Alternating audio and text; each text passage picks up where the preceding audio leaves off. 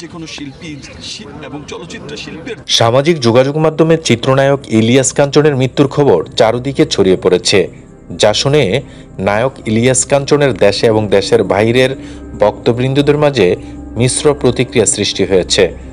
আসল সত্য জানতে ভিডিওতে একটি লাইক দিয়ে না টেনে সম্পূর্ণ ভিডিওটি দেখুন।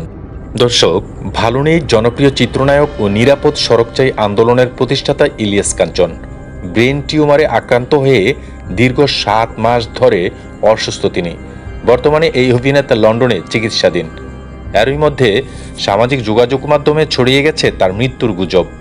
এ বিষয়ে শিল্পী সমিতির কার্যনির্বাহী সদস্য শনি রহমান জানান, সম্প্রতি আমরা দেখতে পাচ্ছি বাংলা চলচ্চিত্রের অহংকার বাংলাদেশ চলচ্চিত্র শিল্পী সমিতির সাবেক সম্মানিত সাধারণ সম্পাদক ও সাবেক সভাপতি জনপ্রিয় চিত্রনায়ক ইলিয়াস কাঞ্চন সাহেবের অসুস্থতার খবর প্রকাশ হওয়ার পর থেকে কিছু অসাধু কন্টেন্ট ক্রিয়েটররা ভুয়া ভিডিওর মাধ্যমে এই গুণী মানুষটির মৃত্যুর গুজব ছড়িয়ে দিয়েছে।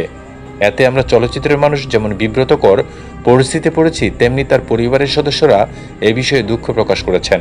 তিনি শারীরিকভাবে অসুস্থ এবং লন্ডনে তিনি মেয়ের কাছে অবস্থান করে চিকিৎসাধীন অবস্থায় আছেন।